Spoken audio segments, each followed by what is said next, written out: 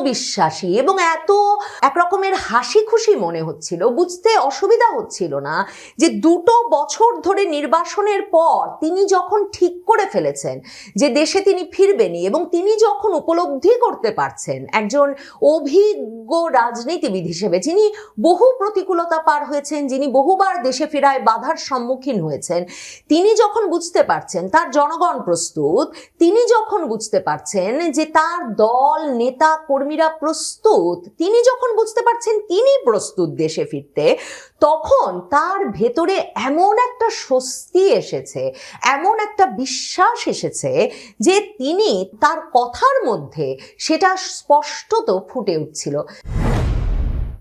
শেখ হাসিনা দিল্লির সংবাদ সম্মেলনে উপস্থিত হয়েছেন। প্রথম প্রকাশ্য উপস্থিতি হিসেবে ভারতের সংবাদ মাধ্যম যখন এটা ব্যাপকভাবে প্রচার করছিল, বিশেষভাবে শেখ হাসিনার স্বদেশ প্রত্যাবর্তন, শেখ হাসিনাজ হোম কামিং, এই শিরোনাম দিয়ে যখন দিল্লিতে নিযুক্ত বিদেশি সংবাদদাতারা, মানে বিদেশি বিভিন্ন সংবাদ মাধ্যমের সংবাদদাতাদের ক্লাব এই অনুষ্ঠানটি আয়োজন করেছিল, তখন থেকেই ভারতীয় সংবাদ মাধ্যমে এ খবর ছড়িয়ে পড়েছিল যে এই অনুষ্ঠানেই 2024-এর 5ই আগস্ট ক্ষমতাচ্যুত হওয়ার পর শেখ হাসিনা প্রথমবারের মতো প্রকাশ্য উপস্থিতিতে আসছেন।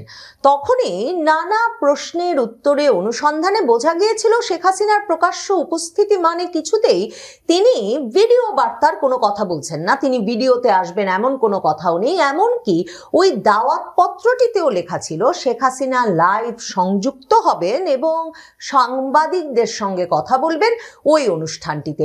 এই অনুষ্ঠানটিকে সাংবাদিক সম্মেলন, সংবাদ সম্মেলন হিসেবে অভিহিত করছিল ভারতীয় মিডিয়া। কেন, সেটাও খুব পরিষ্কারভাবে দিল্লির সংবাদ সম্মেলনটির শুরু হওয়ার পর যখন পৃথিবী জুড়ে বিভিন্ন সংবাদ মাধ্যম এই সংবাদ সম্মেলনটি লাইভ করা শুরু করলো, তখন পরিষ্কার হয়ে গেল। মার্ক টালি অডিটোরিয়ামে অনুষ্ঠিত ওই সংবাদ সম্মেলনটিতে তখন তিল ধারণের জায়গা নাই। আন্তর্জাতিক সংবাদ মাধ্যমের দিল্লিতে নিযুক্ত বিদেশি প্রতিনিধিরা যেমন সেই সম্মেলনে উপস্থিত শেখ হাসিনার বক্তব্য শুনতে, শেখ হাসিনার প্রশ্নের উত্তর দিতে, তেমনি ভারতের শীর্ষস্থানীয় সংবাদ মাধ্যমের সাংবাদিকেরাও খুব স্বাভাবিকভাবে ওই অনুষ্ঠানে উপস্থিত ছিলেন শেখ হাসিনাকে প্রশ্ন করতে। শেখ হাসিনার বক্তব্য শুরু হওয়ার পর তখনও শ্রোতা হিসেবে একটা প্রশ্ন বারবার মনে যাচ্ছিল যে শেখ হাসিনা কি লাইভ কথা বলছেন, মানে যেটা নিয়ে গত কদিন ধরে ব্যাপক গবেষণা হয়েছে, ফেসবুকে স্ট্যাটাসের পর স্ট্যাটাস লেখা হয়েছে যে শেখ হাসিনা অডিও বার্তা দেবেন এটা, আর এমনকি উনার নিশ্চয়ই এই লাইভে বক্তব্য রাখার কোনো অনুমোদন নাই, উনার নিশ্চয়ই এসে প্রশ্নের উত্তর দেওয়ার কোনো অনুমোদন নাই, ওই রকম রেকর্ডেড অডিও বার্তা তো তিনি কতখানেই পাঠান। তখন প্রশ্ন করছিলাম মনে মনে এবং নিজের বয়ানেও যে সত্যি যদি উনি অডিও বার্তা দিলে কিছু নাই আসে যায়, এই অনুষ্ঠান নিয়ে এত কথা কেন? কিন্তু এমনকি রেকর্ডেড অডিও বার্তা দিল্লির একটা অডিটোরিয়ামে সাংবাদিকদের সামনে, আন্তর্জাতিক গণমাধ্যমের ঘর ভর্তি সাংবাদিকদের সামনে বাজবে, এটা জানার পর থেকেই বাংলাদেশ সরকার নানাভাবে ভারত সরকারকে আপত্তি জানাতে থাকে এবং প্রতিক্রিয়া জানাতে থাকে। অথচ আজকে যখন এই সংবাদ সম্মেলন শুরু হলো, দেখা গেল যে আন্তর্জাতিক সংবাদ মাধ্যম, পৃথিবীর শীর্ষস্থানীয় বার্তা সংস্থা রয়টার্স, তারা পর্যন্ত সেই অনুষ্ঠানটি লাইভ সম্প্রচার শুরু করলো। এক্সাইলড পলিটিক্যাল লিডারের সংবাদ সম্মেলন দিল্লিতে শুরু হয়েছে এই শিরোনাম দিয়ে, মানে নির্বাসিত রাজনৈতিক নেতা শেখ হাসিনা দিল্লিতে লাইভ কথা বলছেন, এই শিরোনাম দিয়ে রয়টার্স সারা পৃথিবীতে এই অনুষ্ঠানটি লাইভ সম্প্রচার শুরু করলো। শুধু যে রয়টার্স তাই নয়, ভারতের শীর্ষস্থানীয় সংবাদ মাধ্যম এনডিটিভির করা লাইভ যেমন আমি শুনছিলাম, তেমনি সকল শীর্ষস্থানীয় সংবাদ মাধ্যমে তাদের সাংবাদিক পাঠিয়েছে যেমন ওই অডিটোরিয়ামে সরাসরি শেখ হাসিনাকে প্রশ্ন করতে, তার বক্তব্য শুনতে, তেমনি তারা যারা পেরেছে সকলেই লাইভ সম্প্রচার করেছে, কারণ এই সংবাদ সম্মেলনটিতে কি ঘটবে তা নিয়ে একটা ব্যাপক আগ্রহ ছিল। তিনি যে ভিডিওতে আসবেন না সেটা একরকম নিশ্চিত ছিল। এমনকি শেখ হাসিনা তো তার দলীয় ফোরামেও যখন তাকে অনুরোধ করা হয়েছে যে তাকে তিনি যাতে দেখা দেন, তিনি তার দলীয় নেতাকর্মীদের একেবারে ঘনিষ্ঠজনদেরও সরাসরি বলেছেন যে দেশে ফিরলে দেখা হবে। শেখ হাসিনা আজকের বক্তৃতায় সে কথাটি আবার বলেছেন যে তার সবচেয়ে বড় রোড ম্যাপ হচ্ছে এই যে তিনি তার জনগণের কাছে ফিরে যেতে চান, তিনি তার নিজের মানুষদের কাছে, তিনি তার নিজের জনগণ, নিজের বাংলাদেশের মানুষের কাছে ফিরে যাবেন। এই কথাটা বলেই কিন্তু তিনি তার বক্তব্যটা শেষ করেছেন। তখনও একটা দ্বিধা সন্দেহ যে সত্যি কি শেখ হাসিনা এই অনুষ্ঠানে ভার্চুয়ালি লাইভ যোগ দিয়েছেন, নাকি শেখ হাসিনা আসলে একটা রেকর্ডেড অডিও বার্তা পাঠিয়েছেন, যদিও পড়ার ভঙ্গিতে, গলার আওয়াজে, এমনকি তার পানি খাওয়ার শব্দে কিংবা তার গলায় যে উচ্ছ্বাস এবং যে ধরনের একটা মানে আবেগ টের পাওয়া যাচ্ছিল, বুঝতে অসুবিধা হচ্ছিল না শেখ হাসিনা ওই অনুষ্ঠানে লাইভ যুক্ত হয়েছেন। অবশেষে যখন সেই বক্তৃতা শেষে ওই অনুষ্ঠানের আয়োজক বললেন যে উপস্থিত সাংবাদিকরা যারা আছেন, ম্যাডাম হাসিনা এখনো ভার্চুয়ালি যুক্ত আছেন, কাজেই ম্যাডাম হাসিনা এখন কিছু প্রশ্নের উত্তর নেবেন। এবং তারপর শেখ হাসিনা খুব হালকা মেজাজে হাসতে হাসতে স্বভাবসুলভ ভঙ্গিতে তিনি যেভাবে কথা বলেন সেভাবেই প্রশ্নের উত্তর দিতে শুরু করলেন। তখন আসলে এই সংবাদ সম্মেলনটি নিয়ে কেন তারেক রহমান সরকারের অস্বস্তি, উদ্বেগ তুঙ্গে উঠেছিল সেটা বুঝতে আর অসুবিধা হলো না। তার মানে ভারতের রাজধানী দিল্লিতে বসে শেখ হাসিনা সকল আন্তর্জাতিক গণমাধ্যম, রয়টার্স তো লাইভ প্রচার করেছে বললামই, স্প্যানিশ টিভির সাংবাদিক প্রশ্ন করেছেন শেখ হাসিনাকে, ওয়াল স্ট্রিট জার্নালের সাংবাদিক প্রশ্ন করেছেন শেখ হাসিনাকে। শেখ হাসিনাকে প্রশ্ন করতে ওই অডিটোরিয়ামটা ভরা সাংবাদিকদের মধ্যে এত শীর্ষস্থানীয় সব সংবাদ মাধ্যমের সাংবাদিকেরা উপস্থিত ছিলেন যে বুঝতে অসুবিধা হয় নাই যে এই বিশ্বজুড়ে সংবাদ মাধ্যমগুলো, সাংবাদিকেরা শেখ হাসিনা যে একটি মানে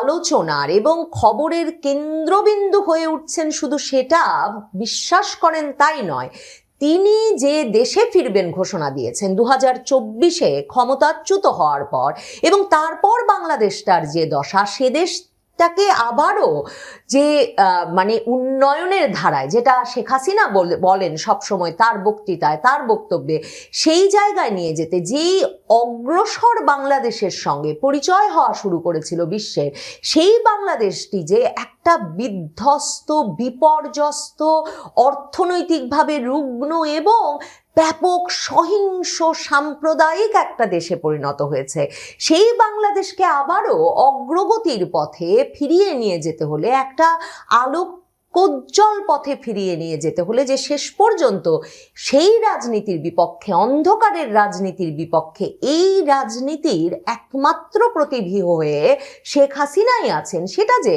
বিশ্বজুড়ে সাংবাদিকেরা বিশ্বাস করছেন।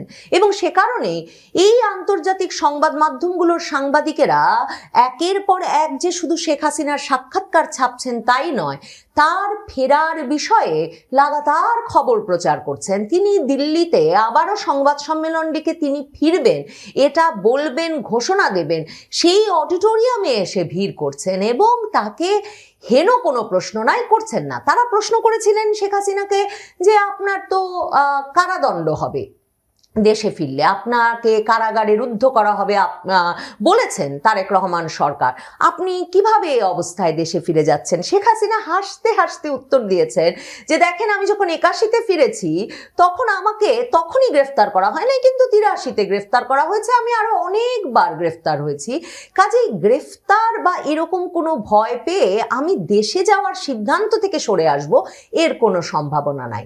শেখ হাসিনার বিষয়ে এমন জানবার আগ্রহ এই সাংবাদিকদের।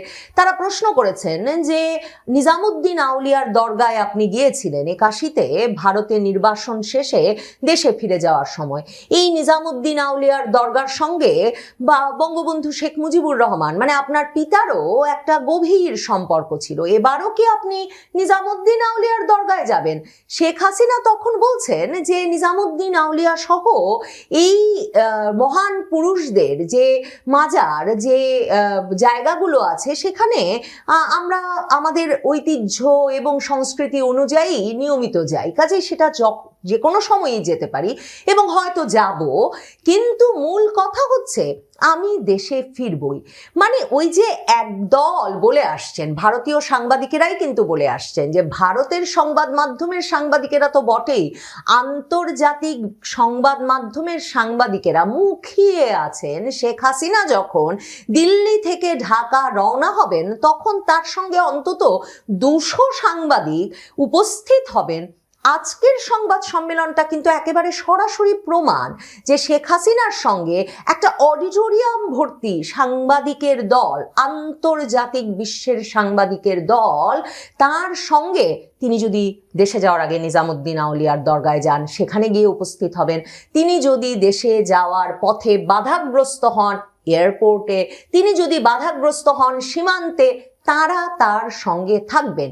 শেখ হাসিনা সাংবাদিকদের কথাও বলেছেন যে আপনিও তো আমার সঙ্গে আছেন। এই যে প্রশ্ন করছেন কারা তার সঙ্গে আছেন, শেখ হাসিনা বলেছেন আপনিও নিশ্চয়ই আমার সঙ্গে থাকবেন। কাজেই আমি জনগণের শক্তিতে, সকলের শক্তিতেই আমি বলিয়ান হয়ে দেশে ফিরতে চাই। শেখ হাসিনাকে প্রশ্ন করা হয়েছিল ভারত সরকারের সঙ্গে কি তার যোগাযোগ হচ্ছে, ভারত সরকার কি বলছেন।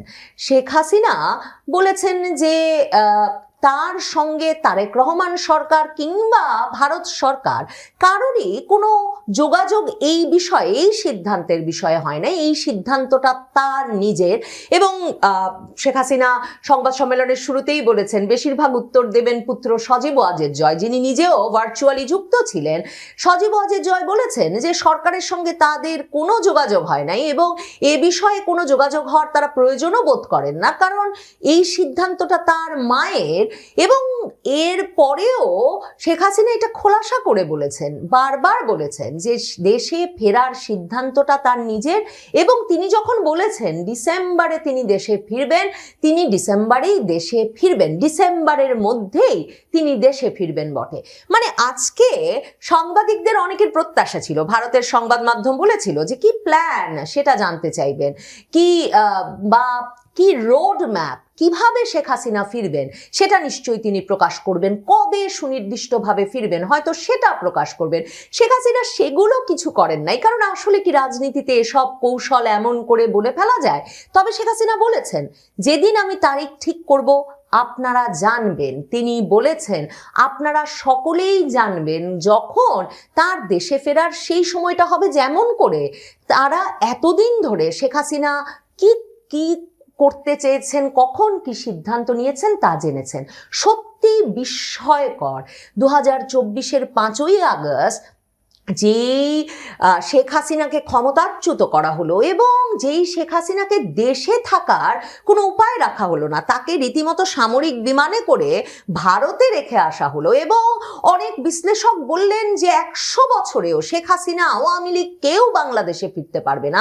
2026-এর 5ই আগস্টে এসে যখন তারেক রহমান ইউনূস হাতে হাত রেখে জুলাই জাদুঘর উদ্বোধন করছেন, যখন কিনা নাহিদ ইসলাম, জামায়াতের আমিন, নাসিরউদ্দিন পাটোয়ারিরা সরকার পতনের ডাক দিচ্ছে বাইতুল মোকাররম মসজিদের সামনে সমাবেশ করে, তখন কিনা শেখ হাসিনা ভারতে বসে ঘোষণা দিচ্ছেন যে যা বলুক, যে যা ভাবুক, তিনি আসবেন এবং আন্তর্জাতিক সংবাদ মাধ্যমের সকল চোখ তার দিকে, একজন নির্বাসিত রাজনৈতিক ব্যক্তিত্বের দিকে, যিনি বারবার বলছেন যে দেশটাকে একটা অন্ধকার যুগের দিকে না নিয়ে যাওয়া হয়েছে এবং যিনি বারবার বলছেন একটা বড় ষড়যন্ত্রের মাধ্যমে বাংলাদেশটাকে ধ্বংস করে দেওয়ার সকল প্রক্রিয়া সম্পন্ন হয়েছে। বাংলাদেশের সাংবাদিক সুলতানা রহমান গিয়েছিলেন এই সংবাদ সম্মেলনে এবং তিনি সেখানে প্রশ্ন করবার সময় নিজেই বলেছেন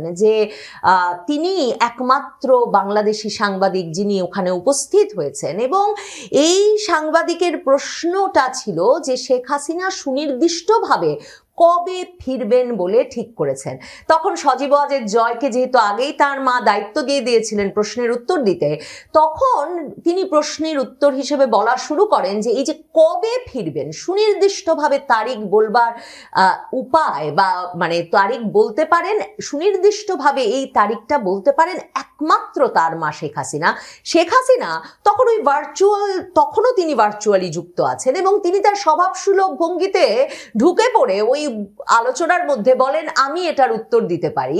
মানে শেখ হাসিনাকে এত স্বতঃস্ফূর্ত, এত আত্মবিশ্বাসী এবং এত একরকমের হাসি খুশি মনে হচ্ছিল, বুঝতে অসুবিধা হচ্ছিল না যে 2 বছর ধরে নির্বাসনের পর তিনি যখন ঠিক করে ফেলেছেন যে দেশে তিনি ফিরবেনই এবং তিনি যখন উপলব্ধি করতে পারছেন একজন অভিজ্ঞ রাজনীতিবিদ হিসেবে যিনি বহু প্রতিকূলতা পার হয়েছেন, যিনি বহুবার দেশে ফেরায় বাধার সম্মুখীন হয়েছেন, তিনি যখন বুঝতে পারছেন তার জনগণ প্রস্তুত, তিনি যখন বুঝতে পারছেন যে তার দল নেতা কর্মীরা প্রস্তুত, তিনি যখন বুঝতে পারছেন তিনি প্রস্তুত দেশে ফিরতে, তখন তার ভেতরে এমন একটা স্বস্তি এসেছে, এমন একটা বিশ্বাস এসেছে যে তিনি তার কথার মধ্যে সেটা স্পষ্টত ফুটে উঠছিল।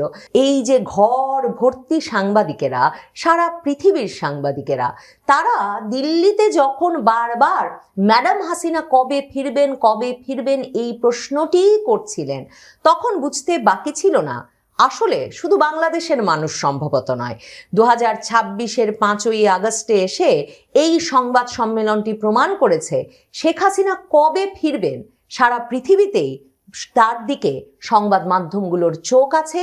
কাজেই তাকে ফিরতে কারা বাধা দেন এবং কোন রাজনৈতিক পরিস্থিতিতে শেখ হাসিনা আর আওয়ামী লীগকে